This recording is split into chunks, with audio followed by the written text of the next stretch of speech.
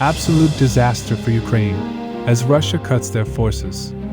It's day 1350 of Russia's operation in Ukraine. Let's dive deeper. Today there are lots of bad news coming from the frontline for Ukraine. Recently there have been a couple of absolute disasters from Ukraine that have shaken almost every single Ukrainian source. This is because of Russia's massive offensive on the entire frontline, and their recent long-range strike against Ukraine.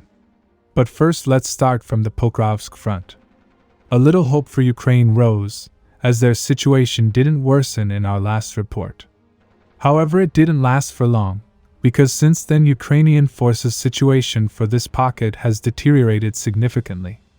Previously we saw how Ukrainian Special Forces units started counterattacking near Rodinske and northwest of Pokrovsk, where they were able to push Russian forces slightly back. At that time it looked like they might be able to withdraw their forces safely from the pocket. However, it became evident that it might not work like it did in Avdiivka. In the latest report it was confirmed that Russian forces were able to repel all the Ukrainian counterattack and have captured additional areas. At the northern part of the city, Russian forces were able to capture these areas and have taken almost the entire Pokrovsk city. Currently few blocks still remain under Ukraine's control. Ukrainian forces are holding their positions in these high-rise buildings, which now have been bypassed from both sides. However, their situation worsened dramatically when Russian forces from Rodinske launched attacks in two directions. And the worst news for Ukraine came that their forces were not able to withstand the Russian attacks and were pushed back in both directions. As a result, the gap has narrowed down to less than 1.5 kilometers. And as you can see, this time it looks like Ukraine might not be able to withdraw their forces, as they are cut. It might not be physically cut, but they cannot withdraw either, because odds of them making it through this open field are very low. Recently a Russian source shared footage of them striking Ukrainian forces moving through this open field, and it didn't look good.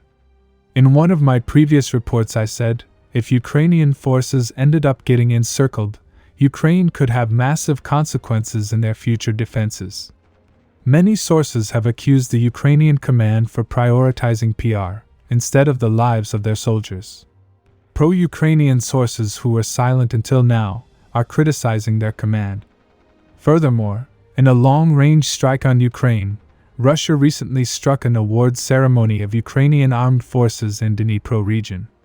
Best soldiers from several brigades were to be given awards at the ceremony. However, it was struck by a Russian ballistic missile. At the moment, the exact number of casualties has not been published. But these were the best Ukrainian soldiers, who had defended Ukraine's positions and evacuated their fellow soldiers from the battlefield time and time again. Subscribe for more frontline updates. Let me know your thoughts in the comments down below.